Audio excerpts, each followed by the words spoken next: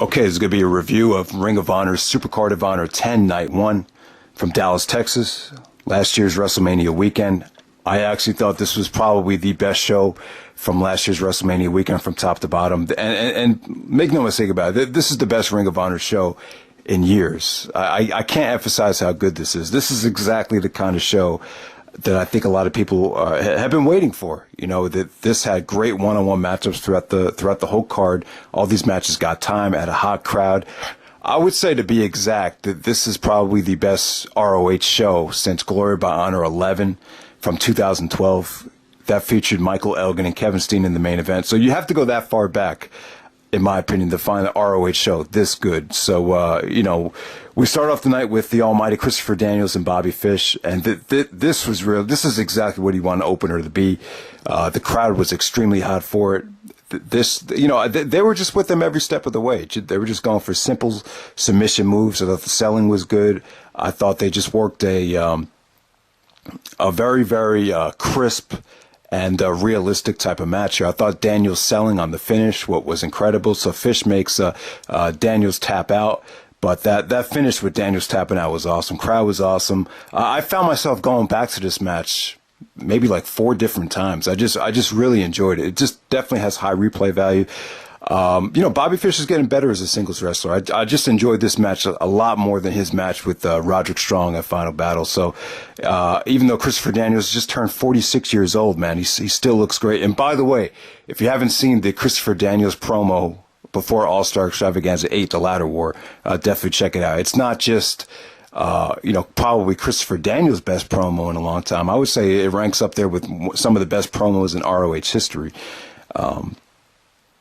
I believe the promo is called "I Measured My Life by This" by Christopher Daniels. Definitely, if you haven't seen it, stop the video now and go watch it on YouTube. It was that good. It was that real. It was that emotional. So just an incredible opener. No, I wouldn't say incredible. I wouldn't say one of the best matches on the show, but just a hot opener between Daniels and Bobby Fish with a lot of replay value. Next up, we have Roderick Strong versus Moose. I thought this was excellent. I thought this was even better than Moose's match with Elgin. I thought Strong did a beautiful job of making Elgin look good. He just bumped for him incredibly smooth in this match. I think Roderick works really good with bigger guys like a Moose or a Morishima. It really told a nice story. And, you know, I think the match could have just used, you know, one more Moose comeback to really put this over the top. You know, there was an awesome kick out by Moose, but then Roderick just kept hitting him with, you know, knee after knee right in the face. Then he took off his knee pad and just gave him one more knee right to the face. And then that kind of ended the match. But I thought if Moose just gave one more kick out, you know, the crowd would have been really on his side every step of the way during that last comeback. But yeah, Roderick, you know, this is exactly what you want Roderick to be booked in. This is really, really good stuff. Next up, we have a 6-man scramble just to kind of mix things up. We had Donovan, Dijak, Cheeseburger, Adam Cole, BJ Whitmer, Frankie Kazarian, and Dalton Castle. BJ Whitmer got a lot of heat here. He cut this long-ass promo where people were just booing him to shreds. But as far as the actual match goes, you know, these 6-man scrambles are just a lot of fun. You know, feature a lot of spots featuring Donovan Dijak just doing some incredible, you know, high-flying maneuvers for such a big man. Cheeseburger, you know, brought a lot of, you know, entertainment value to this. Dalton Castle ended up getting the win with a beautiful finish. He did his finisher on Cheeseburger. So, yeah, you know, this is just something to lighten up the show, but it kept the show moving at a fun pace right here. And next up, we had Kyle O'Reilly versus Matt Sydal. This is awesome. This got time. Even though this is an undercard match, it still felt like a main event caliber match. Matt Sydal is having a awesome comeback here. He's really improved even more since 2015. He's really finding his flow. He's just been involved in some great matches in PWG and Ring of Honor from what I've seen. And him and O'Reilly made for a nice combination here. You know, O'Reilly's bringing the submissions and the strikes, while, you know, Matt Sydal's really bringing his athleticism to kind of counter and offset O'Reilly's ground and pound submission oriented style. I just thought it worked beautifully here. You know, just really, really good stuff with Sydal countering, you know, Kyle's submission with moonsaults. See, there was one point in the match where, you know, O'Reilly actually countered the moonsault and put him into a triangle choke. And then the finish was beautiful as well. So Sydal actually goes for a shooting star press, but then Kyle actually catches him and puts him in a triangle choke. And, just a beautiful finish. There was a beautiful sequence with a Hurricane Rana into a pinfall, which got a very, very near 3 count. The crowd was actually chanting that was 3. So yeah, I just thought this came off really, really well. Arguably the match of the night. Now, this show was so good, you can't really decide what the match of the night was. Next up, we have ACH and Adam Cole. And a lot of people thought this was the best match from the show. And it's really tough to say, but you have 2 great athletes here. I think Cole is a little bit more easier to digest if you put him in the ring with a super athlete like an ACH or a Matt Sydal, that type of caliber athlete. But, Cole played a great heel here, did some dirty things with the referee to get the pinfall, but ACH looked great. He busted out some nice German suplexes. He did some really awesome aerial stuff. But then Cole was kind of slick and kind of shady and ended up getting the win. But this match is just a roller coaster ride, man. Just really, really awesome stuff. Crowd, once again, the crowd just loved it. And next up, we kind of switched things up with the Briscoes and War Machine taking on the All Night Express, Silas Young, and the Beer City Bruiser. So a lot of big guys in this match with long beards, jumping around, hitting each other. If you like that type of thing, you love this match. But really, even though the Briscoes and War Machine were on the same teams, after the match was over, it really set up down the road a Briscoes and War Machine tag team title match. So we got a little bit of foreshadowing and tension right there. But, probably the weakest match of the night, but just fun stuff while it lasted.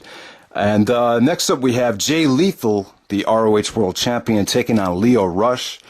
I had never heard of Lio Rush before. I figured maybe he was just a new talent that, made a name for himself in Japan. He's actually, I'm explaining this for people that don't know him.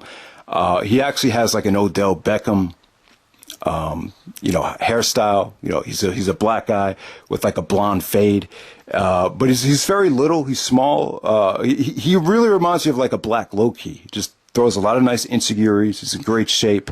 But at the same time, I don't think a lot of people knew what to expect from this match at the time. This match got a lot of critical praise, but I think at the time, you probably didn't know how long this was going to last. Usually when somebody, Lio Rush actually won the 2016 Top Prospect tournament in Ring of Honor, and usually at Supercard of Honor, apparently they actually get a title shot against the television champion, but I believe Ishii, who's the TV champion at this time, couldn't make the show. So he ended up getting the title shot against Jay Lethal.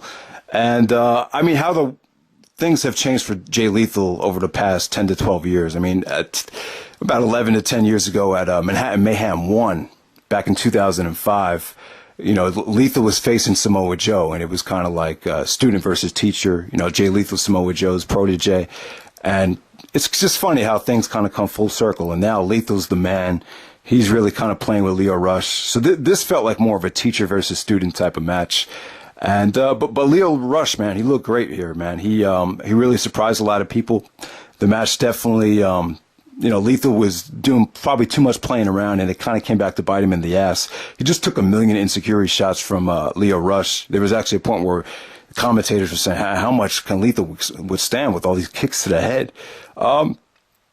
But it was good stuff. There wasn't any point in the match where I thought Lio Rush had a chance to win. There was a nice sequence where he pulled off a reverse Rana and then did a beautiful elbow drop off the top rope, and the crowd started chanting, "This is awesome." And then we got a shot of Bill and Doug, in the crowd together chanting, "This is awesome." So, it was really good stuff. Lethal hits the lethal combination, lethal injection to get the pinfall.